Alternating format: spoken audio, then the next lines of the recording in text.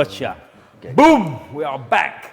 Today I'm Oxford, right? I was going to say somewhere else then. I am in Oxford. I've got to get your name right now. Butchered where we are. We're in Oxford with my new mate, Jaydon Kocaj. Yeah, said it right? Said Bosh, it right. My mate, top man. So I found out when we just met that you've actually fought people that have been on here before. You're trying to chase people that have been on here before. Friends of the show, Jacob Wells, Ruben Barello, all the boys. So we've got lots to talk about, mate. You're a K1 fighter?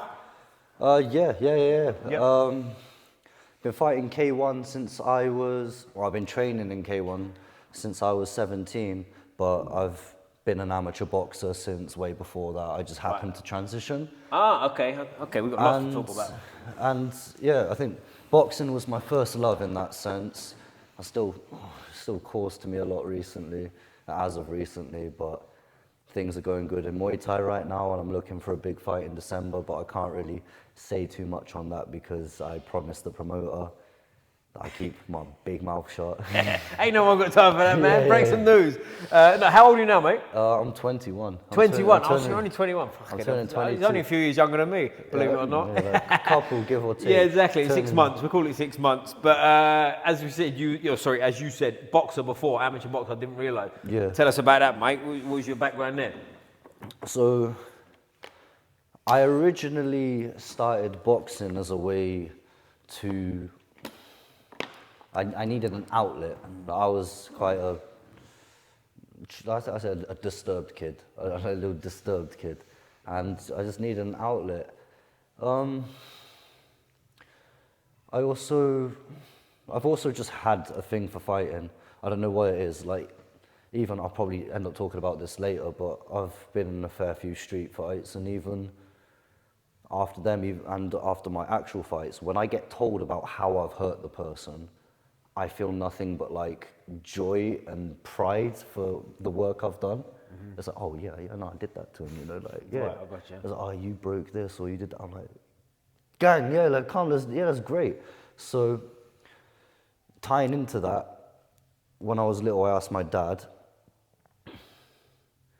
you know them people that are boxing on TV? Do they get in trouble with their teachers? Oh, right, okay, yeah. How old are you at this point? I think must have been around 8. Oh, cool. Like it's acceptable to ask that question. Yeah, I'm glad you didn't say I like weren't 15. 14, 15. No. And then, he obviously laughed and said, nah. I was like thinking in the back of my mind, I need to do that one day. But it's always been it was kind of tight with money when I was younger, so I was never actually had the opportunity. So I just train in my room and whatnot, just kind of self-train. And then I ended up getting into a gym in my early adolescence, so it was around teenage years. Mm-hmm. And then, just started training, and then had a couple amateur fights, switched to Muay Thai, K1, and then the rest's history. But obviously a lot of stuff happened in between, which kind of guided my decisions. Yeah. And we'll get into all that, mate. We will get into all that. What did you say? You only had a couple of amateur bouts as a boxer? Only a couple, I think. Yeah. Actually, no, I actually can't remember. Yeah, but you're young, right? You're a kid anyway. Had a few. But like, go back even further. You're from Oxford originally, are you? Yeah. Because I'll tell you the reason I ask is because Oxford, I've been here before, I've been for a couple of podcasts, sort of around and sort of stopped and away and all that business. But Oxford, for people that aren't from Oxford, I think most people just think uni, black cloaks and funny hats and all that, right? Whereas it's like, obviously you come here today, it's just like any other town in the UK, innit? But like, what's Oxford like? Is Oxford, you alluded to it there, you had loads of street fights and stuff. Is it quite a rough place? I'm not going to sit here and pretend like Oxford's a dangerous Oxford's not the ghetto, no? We obviously have areas that you're stupid to walk down. Right. Like everywhere. Yeah, of course. Every area is going to have a poor, desperate place. Mm-hmm. So, I mean, there's like bad places, but I guess it's relatively normal to anywhere else you'd grow up in. You have the Oxford Uni students, but you also have the Brookes students. What's that? So you've got Oxford Brookes. Okay. That's like the easy university. Oh, I see. Everyone goes into uni. that's just everyone. You go in there so you could be hedonistic and drink your life away for 4 years. Like that's what you do? Right. No, that's not what I do. I'm out here training, man. But Yeah, just full of crackheads. Is that right? Yeah. I mean, everyone's got them, innit? Everyone's got them sort of little areas of town. Yeah, But we actually lost our really famous crackhead recently. I wanted to say R.I.P. to Golston. I just need to get that out of the way. That's the famous crackhead, He was a famous crackhead. I've known that brother since I was in year 5. Year 5, yeah. So year 5 is what? That's the big year for crackheads, or no? No, Joyce, he was just a specimen. Like, I'm telling you, this crackhead had his own lore. Like, everyone was going around in schools. He was a vampire. Oh, okay. And you were sort of young enough to sort of half believe it. I fully believed it. I fully believed that shit. And I remember I was in year 7, and he had this thing. I think he was a clasomaniac. I think that's the word for it. Okay. But where you just scream randomly, and he would just scream randomly. Oh, okay. So every now and then he'd go, rah, like crazy loud. Uh-huh. And he'd do like these weird dances as he did it as well. So I remember one time I walk into school, and he's on the same same part of the street as me. Like I was on the same sidewalk, pavement. Ooh. Pavement. This is England, bro. Come on, join the club. Pavement. And he's doing these little weird dances. And we get close, and I'm still thinking he's a vampire, innit? And he just starts screaming loud, and I just felt my soul leave my body. But yeah, R.I.P. to him, because yeah, he's a legend. He kept it going until his very last days. What's his name? Golston. Shout out Golston, R.I.P. R.I.P. bro. R.I.P. to Golston. But like, if we go to sort of when you was getting into your fights and stuff, are we talking young as a kid, or before you got into boxing and all that sort of business? Are we talking like street fights? Yeah. Because you mentioned like you was watching TV, your dad, and you asked if they got in trouble with their teacher, so you'd obviously had a bit of something going on before that. Yeah, I used to like fighting in primary school, but it was kind of so often that I don't really have much recollection of it. Yeah, I hear you. Like even now, I spar so many people, and I've bumped into people in the street before, and they'd be like, "Oh my gosh, hey, do you remember me? It's like me." I'm like, I have no recollection. It might be a sign of getting punched in the head too much, mate. We might have to work on your head movement, slip no, and slide bro, a bit I don't more. get hit. I don't really get hit. I'm like, bro, I don't even know you. Yeah. And he's like, yeah, you beat the shit out of me that one time. Oh, like, that's when you got to jump in and go, I remember now. Yeah. No, I just go, yeah, I remember, bro. Because in my head, like, it's an everyday thing for me, but to them, it's a traumatic experience. Yeah, right. To them, it's a big deal. So yeah, no. Tell you what, though, one like big street fight I had was actually in London. So we're out in London. Who's we? We just your pals? Me and my boy were out in London. And we're in this club, like, I even remember where we are. Like, I was drunk off my head. And I look, and I was already annoyed to begin with, so I was drinking my double vodkas and oranges. I thought you was an athlete. What's going on here? What's these vodkas and oranges? Gotta let loose sometimes. Is that right? Gotta let loose.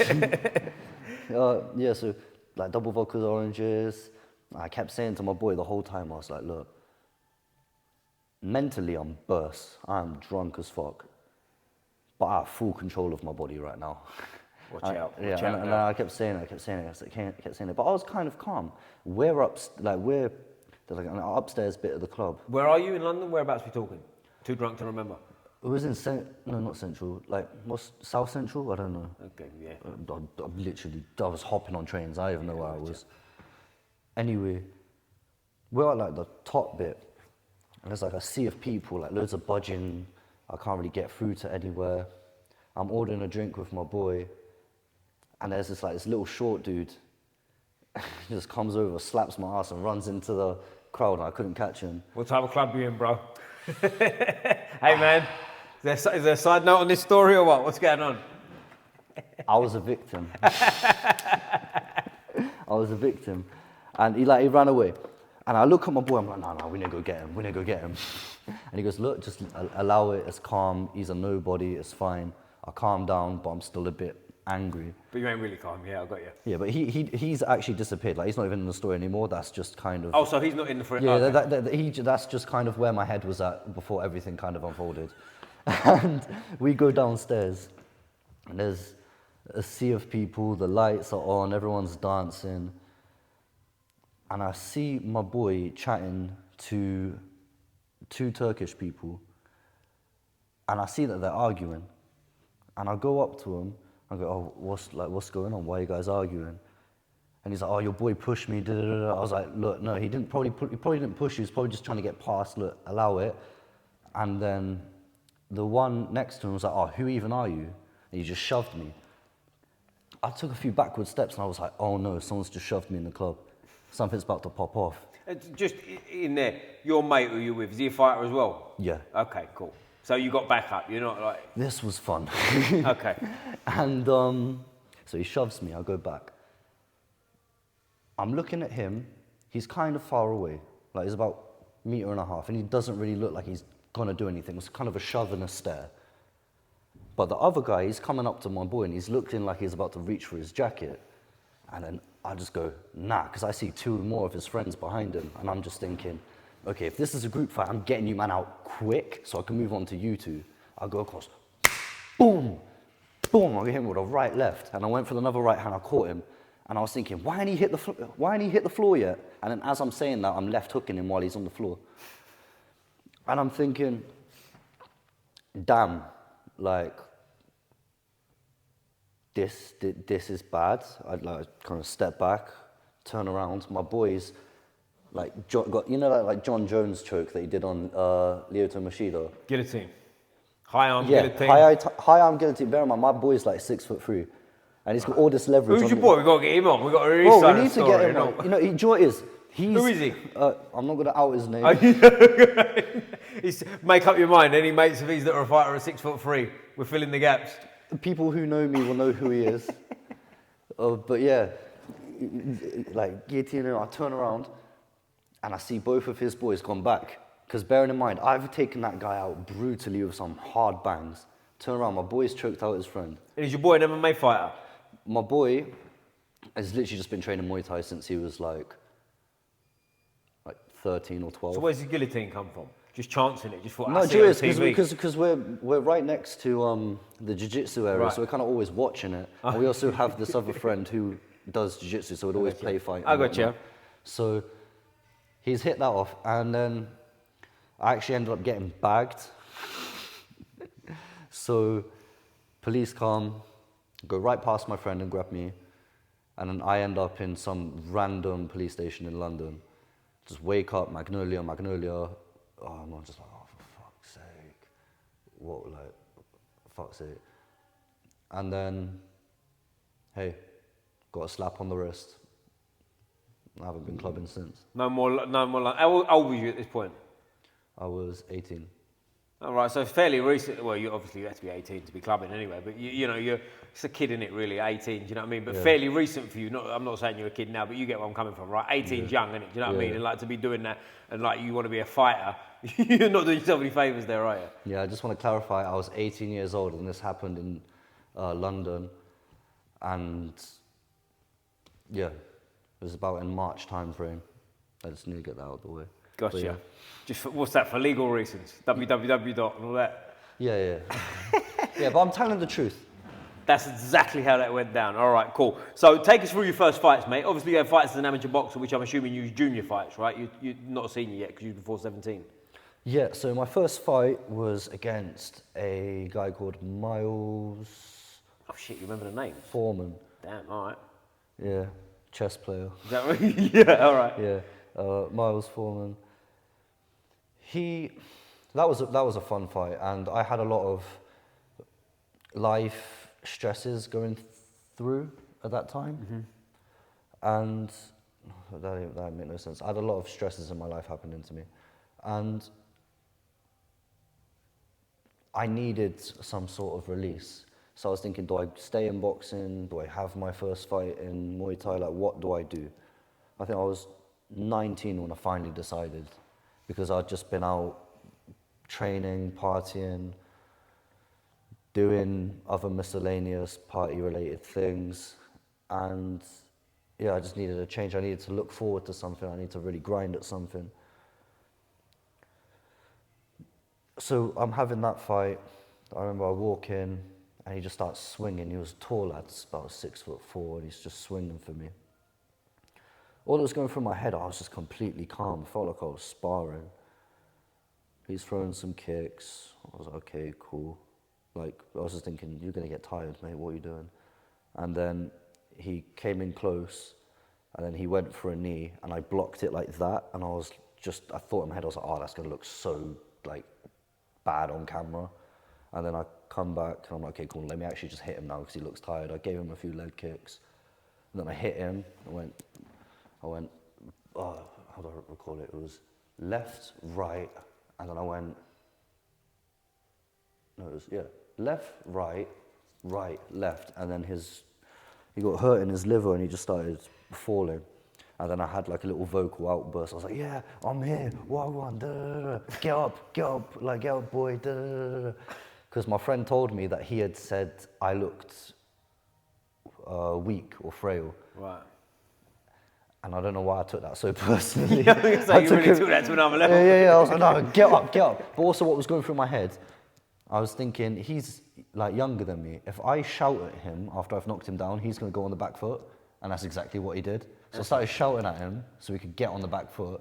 And then I hit him with a jab to the body overhand because I knew he was still thinking like where the pain is, so it was low. So I threw the jab there to bring his elbows down, hit him over the top of the head, and he dropped. Got up and I just finished him on the ropes. It's interesting you're thinking like that. Like he's younger than you, so you're going to sort of tell him off almost, isn't it? Like when you're shouting at him on the floor and then going to make him go on the back foot. And this is not pre-planned, this is happening live during the fight. Yeah, it was like an impulse. It was like, do that. I've never heard anyone describe it like that before. But like, how many fights you had total, Muay Thai or kickboxing in general? Seven. Okay. 7. And your ambitions in the sport are what? I want to make it to the top. Yeah. I've got, if any of you at home look at any of my fights, I don't even get to show my skills because if I land one shot, then they're not there anymore. They're not there anymore. If you watch my last fight, it happened the other day. I just one banged the brother. That one was funny because we'd been beefing online for about a year. It started in November when I fought Ataza Haider. That was actually supposed to be the guy that I fought just my last fight. So he pulled out for a hand injury, but then the next week I see him hitting pads on his story. And I was just thinking, hold on, you pulled out for a hand injury. I'm fighting Ataza Haider now, which at the time of my career, that was like a massive step up in competition because Taz is great. Like you've seen him on Cyan Boxing and whatnot. His past highlights, really good fighter. So I was thinking, I'm going to have to do all this extra work now to make sure I win because you have pulled out. I kind of got annoyed at him at that. So I started texting him and we just started arguing back and forth, and I started making some really explicit comments. I kept threatening to do sexually explicit things to him. To him? Wow. To him, I was like, hey, it's not gay if I'm not the one taking it, type thing. Okay. I was like, prison rules. I was just thinking, because I was watching a bit of Mike Tyson, I was like, let's see how this actually works, innit? Because with social media, if you can gauge how I actually am as a person through my social media, then I feel like I'm using it wrong. I don't feel like you should be able to gauge who I am through an online app that I can just play around and pretend with. Right, okay. Because everyone does it. Like everyone puts their highlights of their life to make them better than they actually are. So why can't I do it just to make you think that I'm different to how I actually am? I got you. And then I just started using it like that, and I was like, okay, he ain't even gonna have a read on me. I'm just gonna create a whole different personality and let him wrestle with that, and he's gonna be completely shocked when he actually speaks to the real me. So I tell you what's quite funny is I've touched on it before. You put a lot of thought into sort of the mental warfare, if you like, before. So where's that come from? Have you always been like that, or is that something you've seen people do and you thought it's a good idea? No, I'm just a really deep thinker. I read a lot. Yeah.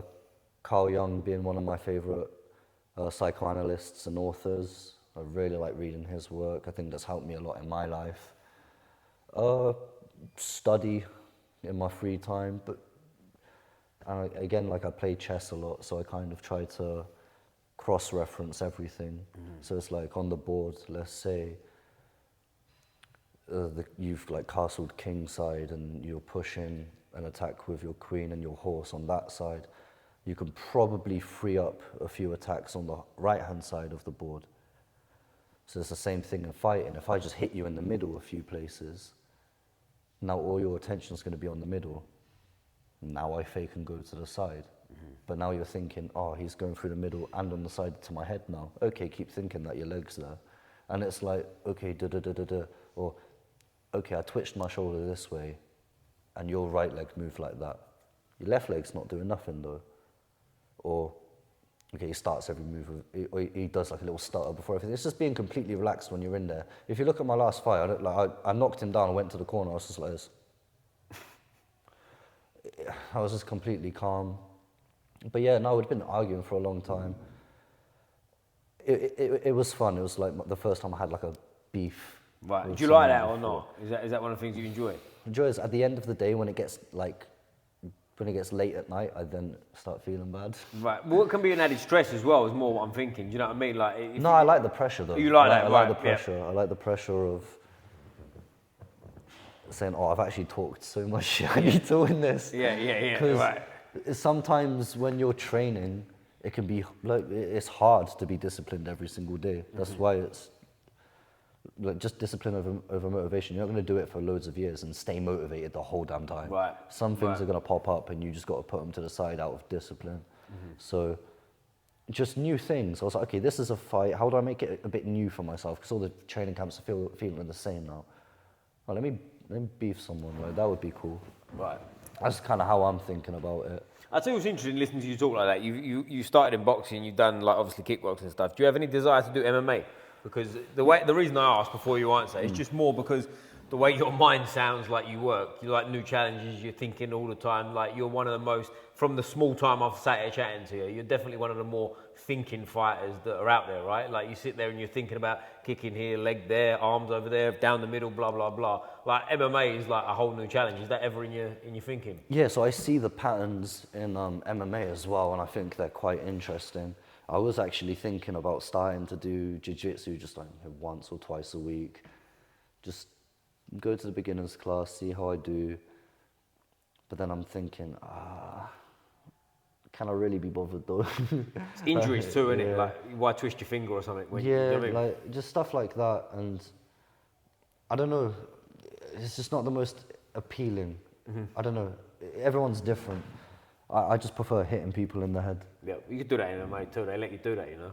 Yeah, but it's just learning the whole system. Yeah. But really what's going through my mind is I'm improving I'm improving my jiu-jitsu, but I could have improved my striking as I'm doing it. Yeah. And I'm just like... Time you could have spent. Yeah, I could have spent on the bag. So it's just...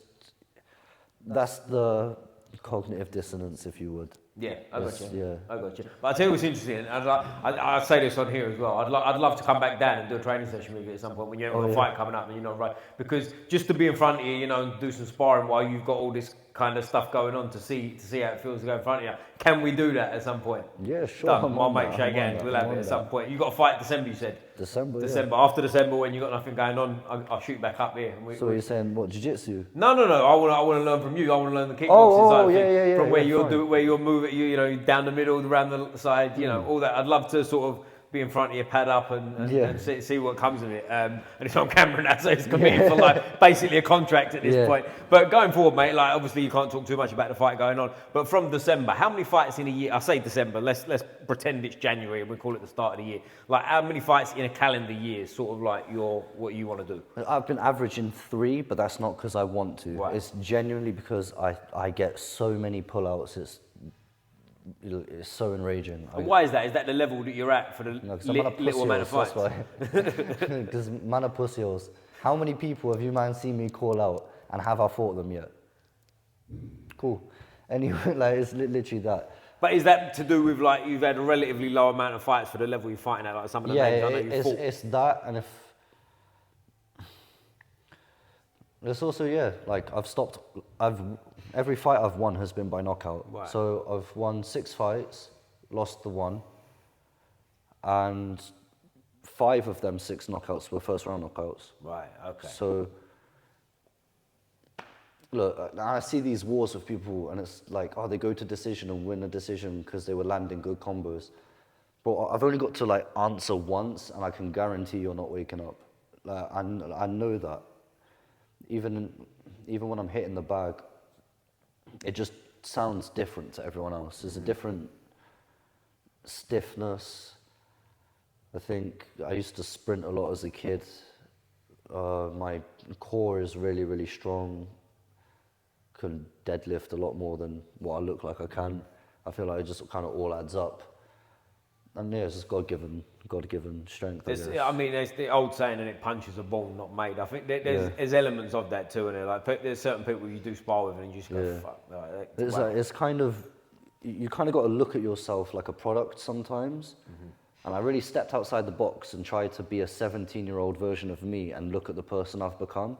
And I can't lie, I got so gassed about my last fight because he came out really trying to rush me. And I've been known for calf kicks recently. I stopped a fight with calf kicks, and then I hurt Ataza Hayder with calf kicks moments before I flying kneed him and then stopped him with the left hook. So he came out rushing me with calf kicks. So I just simply turned my leg out. But then one of them, he threw a combo and I went to check high because I thought he was going to change it up and go high, and it kicked me and I spun around. And that's all their team like tried to cling on to afterwards, and it really pissed me off. I was like, what happened 10 seconds later? So I spin because of that, and then he comes again. Buh, buh, buh, buh, buh, buh, buh. All that's going through my mind, Garrett, like, remember, I'm completely calm. I'm just thinking, bro, you're actually stupid. Like, I've seen everything. So I felt his like rhythm. He crashed in, he went out.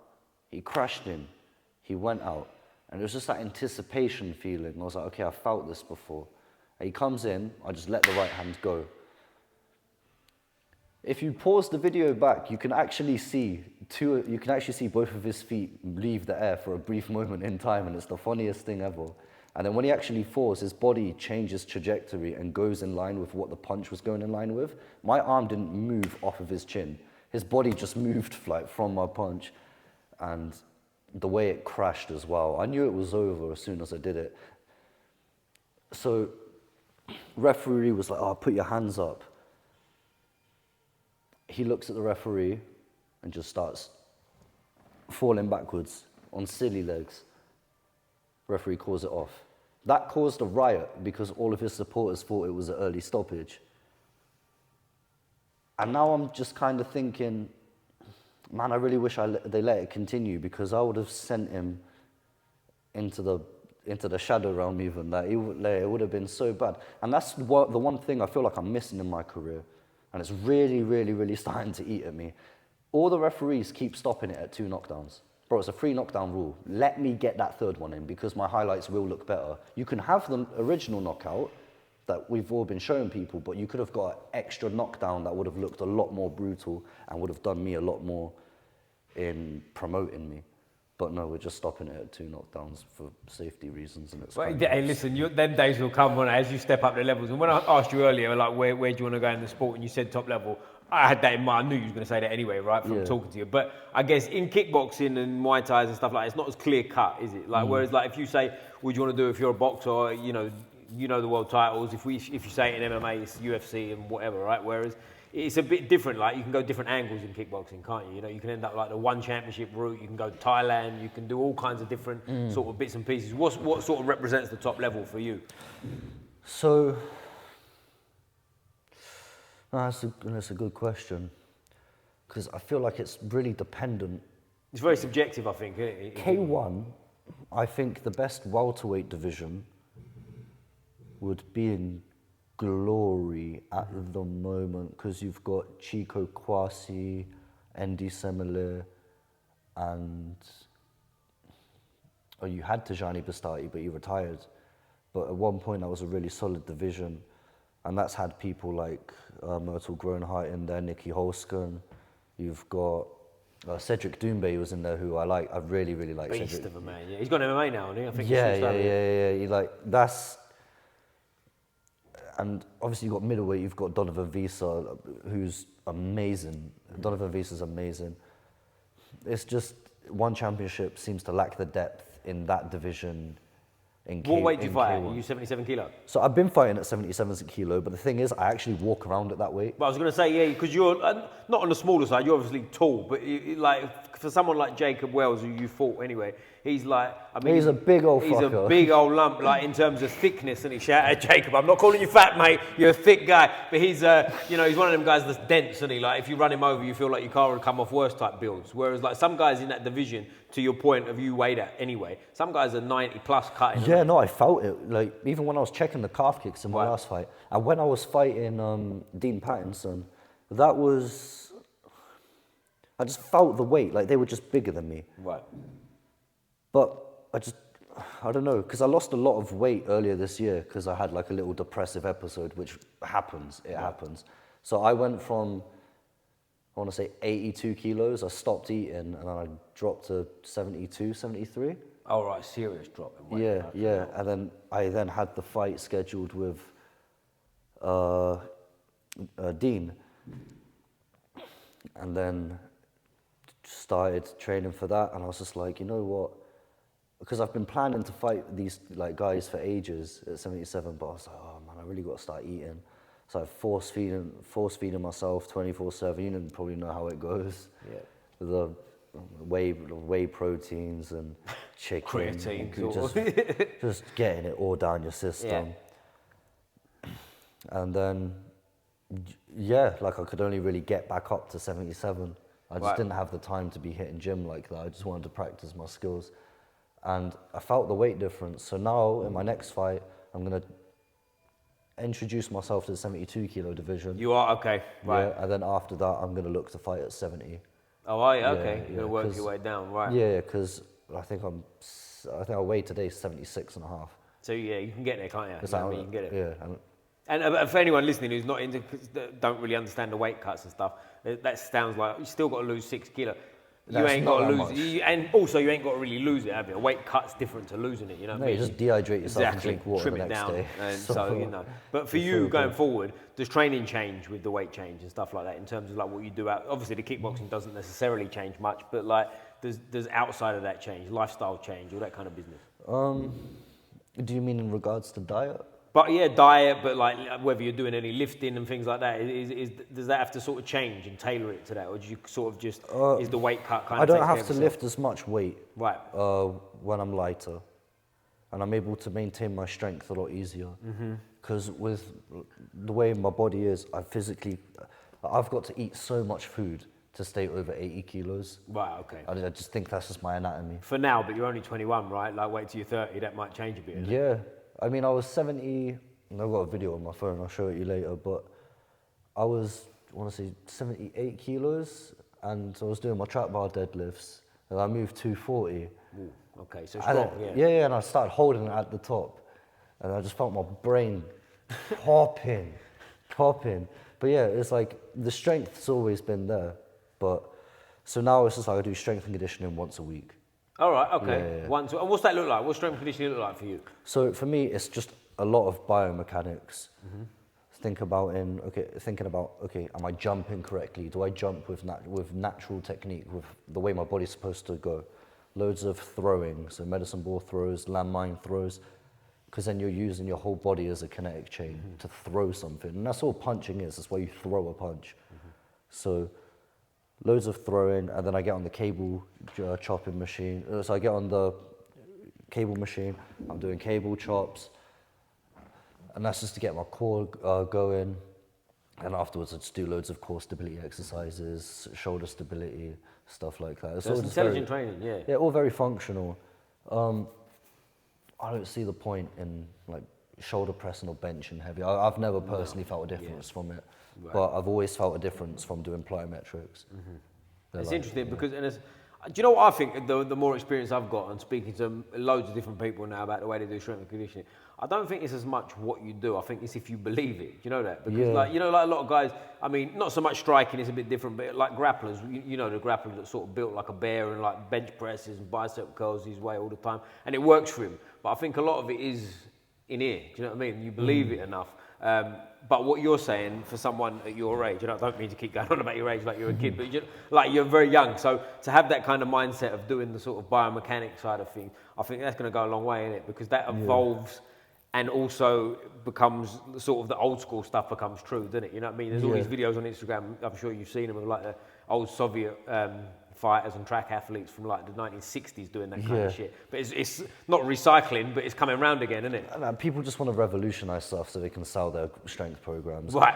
If the Soviets were doing it, it was probably working. Probably working, isn't it? Probably working. They spent a lot of money on it. I'm sure they didn't get it wrong. No, and gold medals speak for themselves. I don't know, but the problem is when you say that, everyone goes, "Oh, steroids! They did a load of steroids." Yeah, but listen. Yeah, they still got to perform. They still got to do it, and they still got. And you're gonna sit here and tell me that USA during like a Cold War era. Yeah, they didn't do it. They weren't doing those steroids either. They didn't do anything. Shut up. Are you a fan of other sports as well, or are you like, do you watch fighting and that's all you do? No, yeah, I watch fighting. Let me just think. Yeah, well, okay. The reason I asked that is because of what you said about the biomechanics and stuff. Like, I mean, are you one of these guys that watches sort of gymnasts and like people doing like Olympic lifts and all this kind of shit? I do occasionally watch Chinese Olympic weightlifters. Right. I think they're really cool because I haven't got that type of mobility. Yeah, okay. So it's just kind of cool to just be like in awe. Like, how are they just able to? Even the women, some of them are chucking more than my body weight. Mad like weight, 120, Mad weight, 120 kilos on like a 60 kilo frame. Yeah. Like, how? Huh? Yeah. It's crazy to me. It's crazy to me. And, what was I going to say? Oh, I forgot where I was going. I asked you about sports. Right. Would you consider chess a sport? Because I do watch a lot of chess. It's an interesting question. I mean, I would have said no before, definitely not. But then recently you hear about people talking about it and the amount of calories they burn and stuff like that. I think ultimately, no, it's not a sport because I think when you think sport, you think athletic endeavour, which is obviously not. But it's definitely... what else you call it? It's a high level problem solving. Like it's difficult. Isn't it? For anyone who's ever played chess, not that I've ever played chess at a high level. Don't get me wrong. But whenever I've played chess against someone who's like a little bit better than me, it's stressful. Isn't it? It's hard. It's like Even when you play, you always everyone loses about 48% of the games anyway. It's really enraging. Is that what they do? 48% of the games. A lot of people. Yeah. That makes you feel better about it now. Yeah, because you're always playing people at your level. Right, of course. And all it takes is just a little lapse in concentration. Did you get enough sleep? Have you eaten correctly today? Right. And now you're losing a bit more than you would have yesterday. Yeah.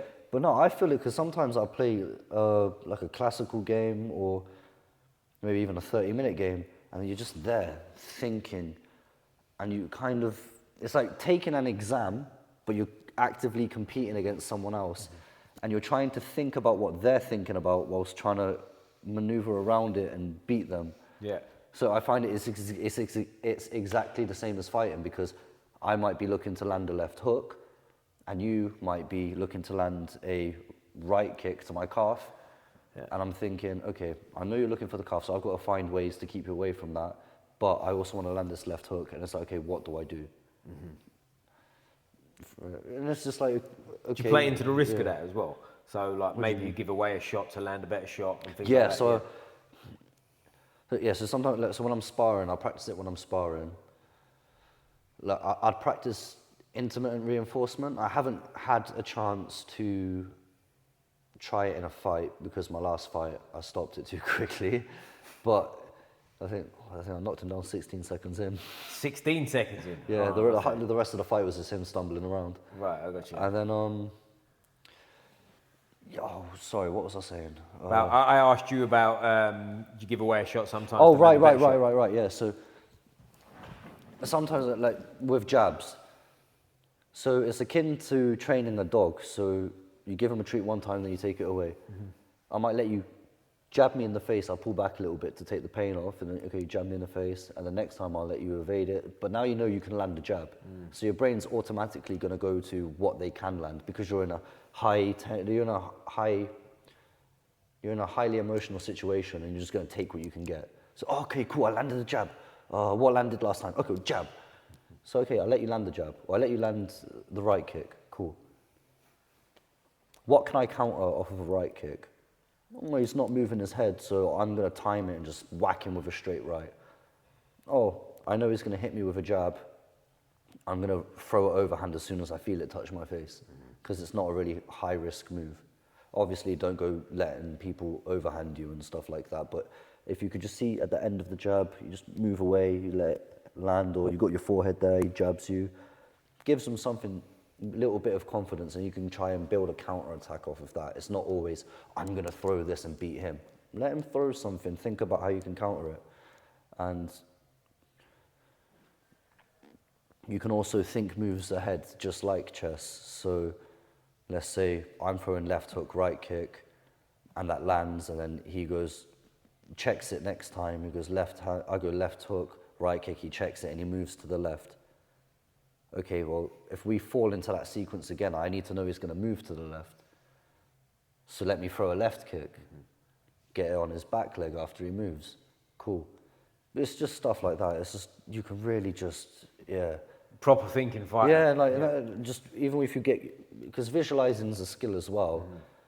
And the more you do it, the easier it is to hold these images in your head. Right. And hold the feelings of landing the punch and whatnot, and just kind of live that movie in your head. That's interesting. Do you do it the other way as well, in terms of like playing with your power? So obviously we've touched on it, you're a big puncher. So I had two different coaches at different times with boxing that said to me about like a jab as an example. So landing the jab, one of them will say to me, don't let them know you're powerful yet, just sort of like play with the jab, and then as it goes on, shock them with it. Whereas the other one would say, straight away, as soon as the bell goes, stick that heavy jab on them, let them know what time. Do you see what I'm saying? So there's different ways of playing the game. I think I know exactly what you mean, because you throw a hard punch straight away, they might just start circling away. You're right. And then they might just be tapping and running, and then you might lose out on an annoying decision. Yeah, because they're moving away, yeah. It could have been the case of, if you just tapped him on his guard, he might have thought, okay, I know he can hit hard, but I'm not feeling it yet, so I'm not actually going to run away.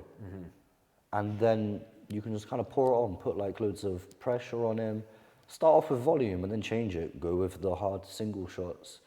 It's just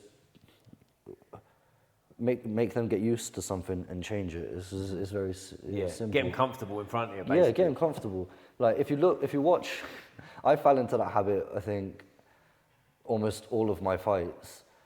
I've changed now, so you can't watch that and do that, so I can give it up.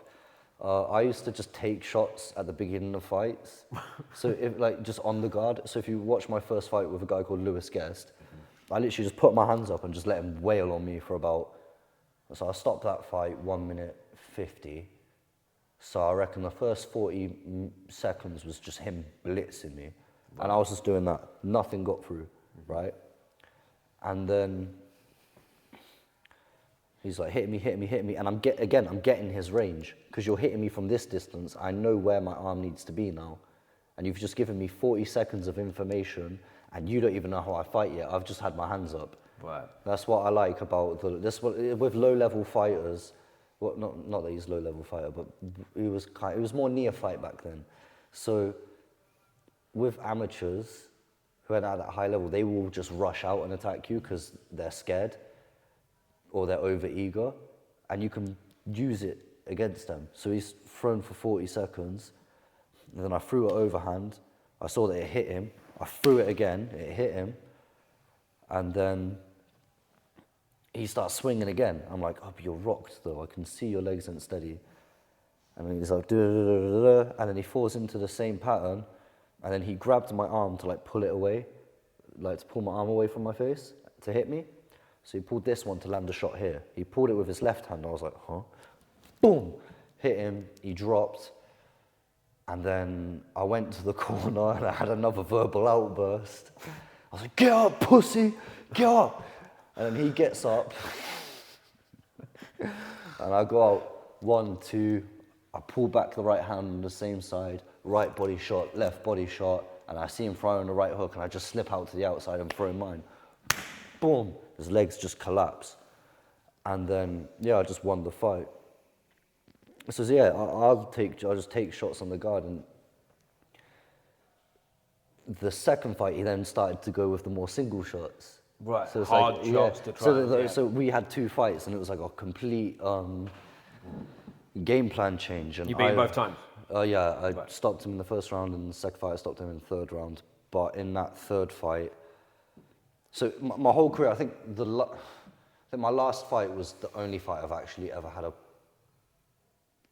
grown up and mature training camp for. Oh really? Okay. Yeah. Meaning what? Before I fought Lewis Guest, I did I did coke. Oh no, I got Didn't this. hear it. I was gonna say you got a mic on, bro. I did coke. I did coke. Coca-Cola, Pepsi, Pepsi I Zero. drank Coca-Cola before 1 week before my fight with this guest. And Jesus Christ, bro. yeah. Building sites will do that to you. And Mum, if you're watching this, It's not true. it's not Comedic true. effect. Comedic effect. I'm just doing this because I'm on a podcast, I swear. And yeah, so my CNS was burnt out, but because of the Coca-Cola tends to really get rid of your water weight. You hold on to that for about a week. Making weight isn't really an issue. And then, so I weighed in for that fight because the fight before I actually missed weight the first time I fought him, but the second fight, way underweight. It was great. And I'm throwing the shots.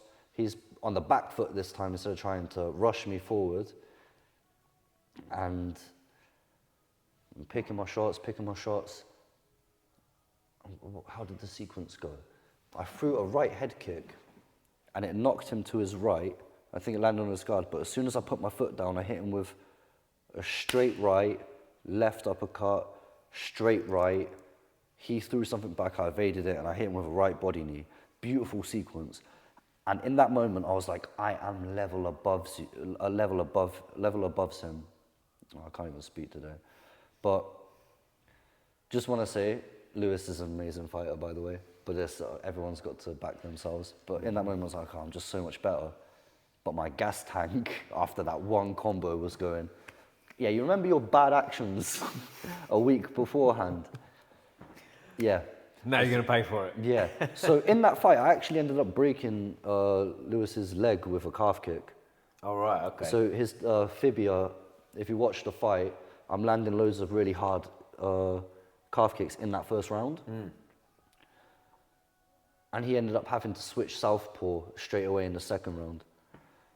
But that first round, I was just having my way. Second round, I get out, I am exhausted. And I'm just thinking, yeah, I'm gonna just take this round off, bless. I literally just cover up, I'm feeling all sluggish. I'm just walking around. Lewis is landing shots, but because he hasn't got his base on him, he had no power in any of them because his leg was compromised and he was in southpaw. And then I was waiting, getting my distance. Third round comes along. I remember what we was talking about earlier. He threw, so after like the first minute into the fight, into the last round, he threw a left hook from southpaw and it just touched my face. And I just let the right hook go because I knew he was near me if he could touch me. And I was like, oh, he's got a chin on him. I take a step back, delayed knockdown, he starts going all wobbly and drops. I'll go, oh, gas. I'll run to the corner. And then instantly what's going through my mind, I'm thinking, I've hurt him.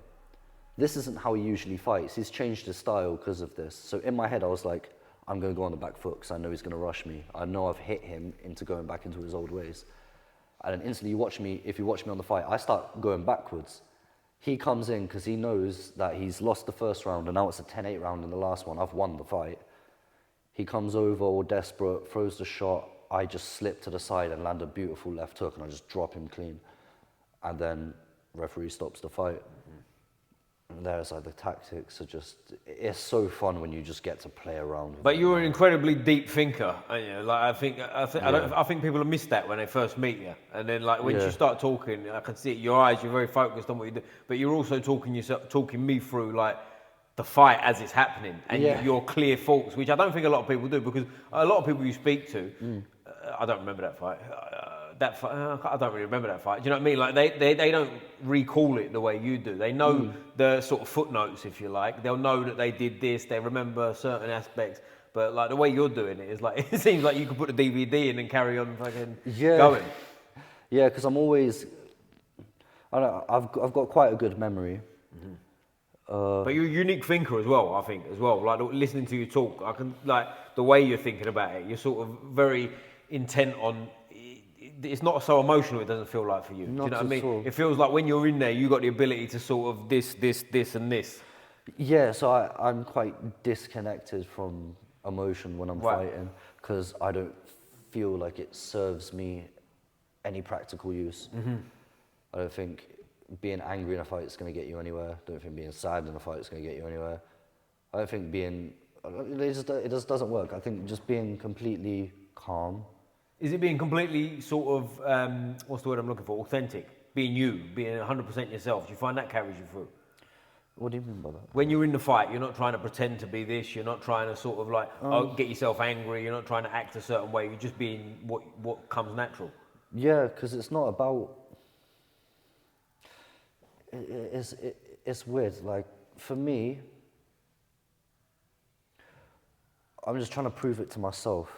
I just want to, because the memory of a fight will never leave me.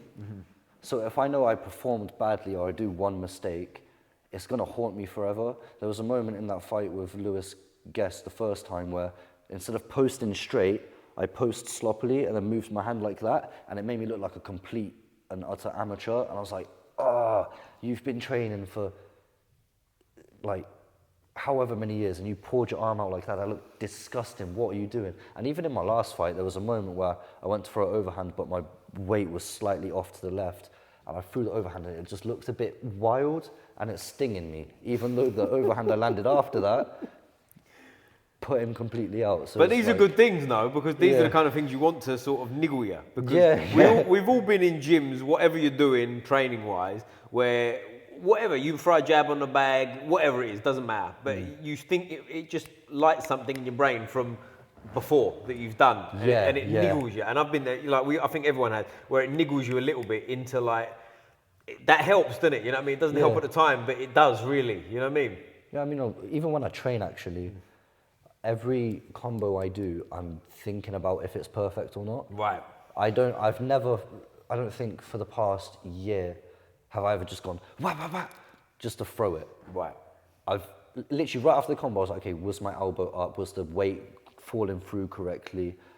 How was this? How was that? So for me, it's just like, okay, when I'm throwing my hooks, is my wrist down? Is my elbow going 90 degrees?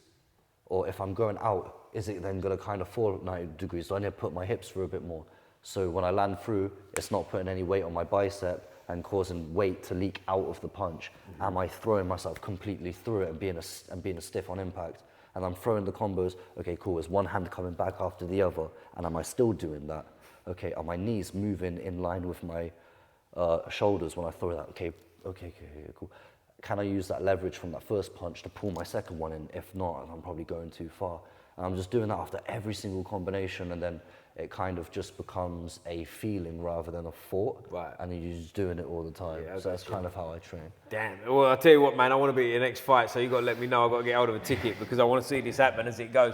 But one thing I want to ask about, I touched on the strength and conditioning side of things, but what does training look like for you in a week? We were speaking a bit off camera, you said twice a day, some days, all that kind of stuff. But what's sort of a typical week, and what do the sessions look like themselves? If it's a secret, tell me my own business. No, it's all right.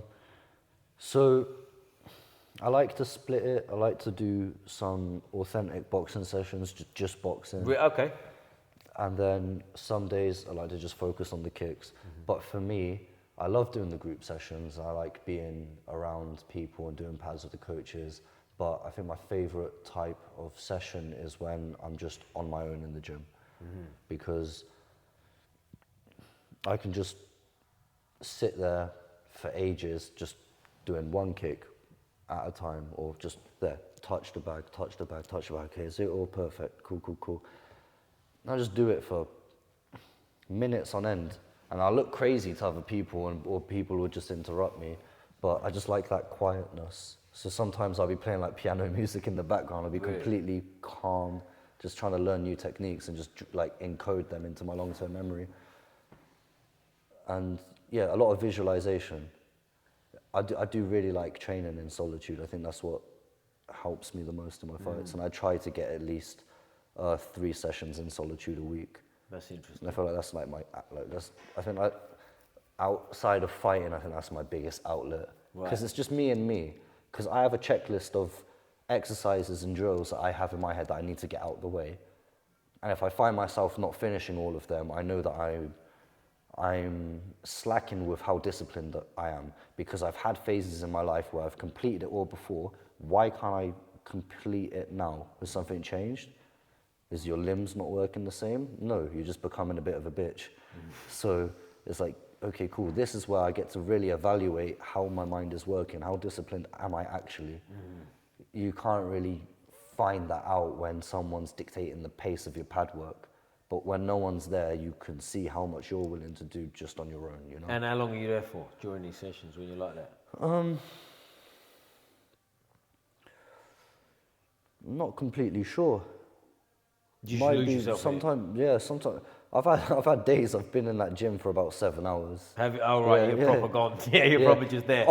There have been days where I've trained for maybe 4, gone out, grabbed food, came back to the gym, and then did like a gym session, strength and conditioning session, or just, I'm here 24/7. This is what you do, yeah. That's what I do. But ultimately, I think that's what you got to do, isn't it? If this is what you want, you know, because you can't half-ass this. This, like, not that we're knocking other sports, but this ain't tennis, is it? Do you know what I mean? The ball don't go past you, and that's that. Like, this can go really wrong. Yeah, you miss the ball, you're gonna wake up. Do you know what I mean? This can go really wrong.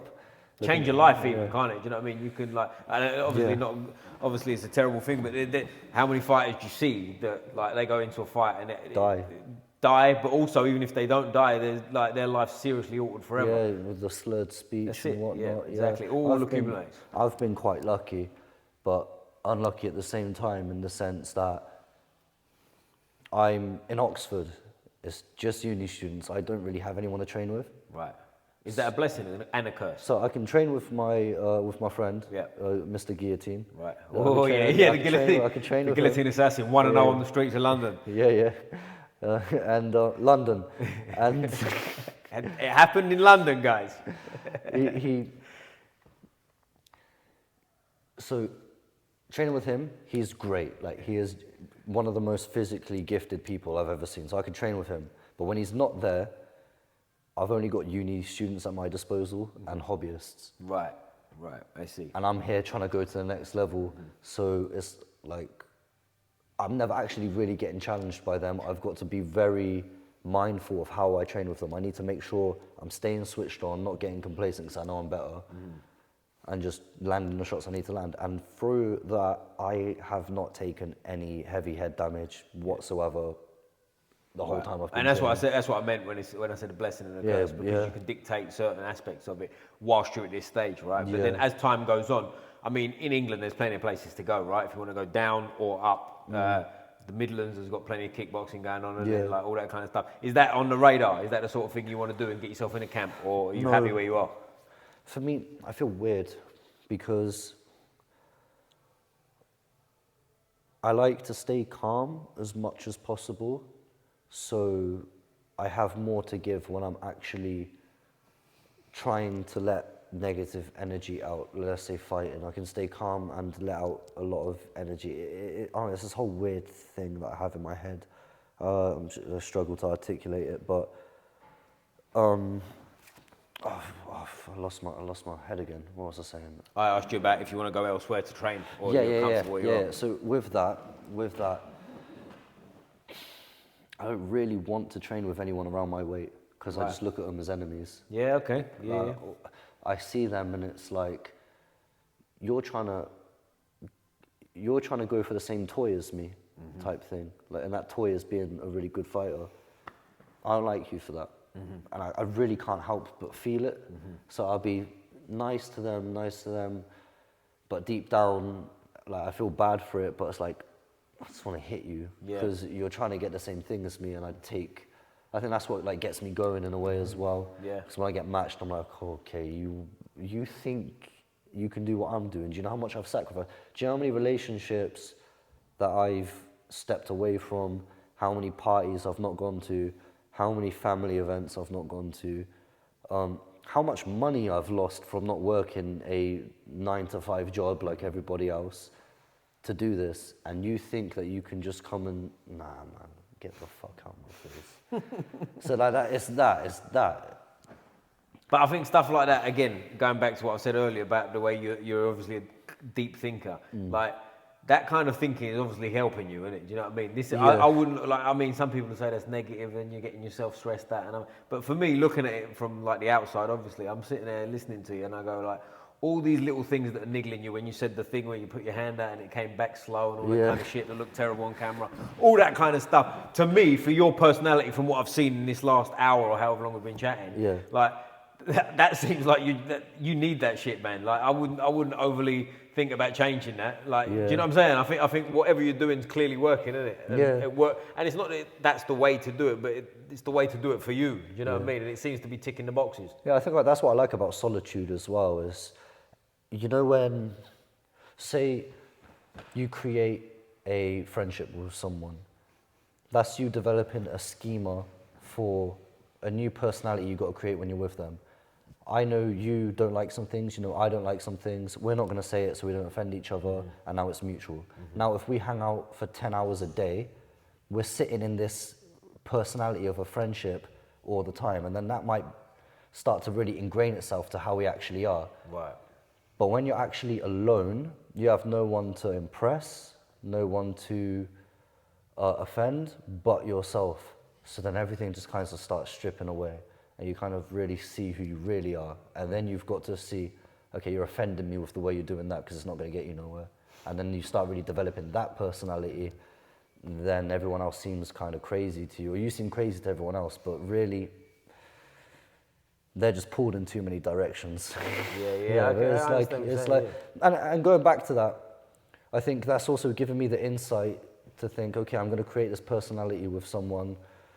I've got to act a certain way with them to be friends with them because they have certain jokes. I want to build rapport with them, so I'm going to use similar certain like jokes. I'm going to learn new things. I don't want to create that with an idiot. Right. If you're a bad influence on me, that's going to ingrain itself in my personality as well. So I'll only really give my time to someone that I'd admire in a certain aspect of life that I'm not as good at, and they're probably better than me in that area. So I'd be like, oh, I admire that. Okay, I'm gonna be friends with you for this, and hey, help me out, and then I'll help you, and that's in like an environmental setting. But yeah, no, I think solitude in training is an amazing thing for fighters, and they should definitely check it out. Boom. Well, mate, listen, this has been so interesting. Thanks, I appreciate you so much. As I say, hopefully we'll stay in touch, mate. I'll be at the fight. We'll get some training after. And hopefully over the years, I'll see how this develops. And we'll sit down here many more times when you've got loads of gold belts hanging about and all that kind of shit. Yes, sir. But before we finish, most important question of the day, this decides whether we stay friends or just like, you know, I know him. Do you know what I mean? I've met him. Do you know? Which football team do you support? So I don't actually watch football. Chelsea, very good. Well done. Thanks for coming, my man. Top man. I support Oxford United. There you go. You can have that one. I like my one. They play in the wrong colour, but never mind. We get there. There we go. I always finish with a fist up like this, mate. Cool. Squeeze the neck. Boom!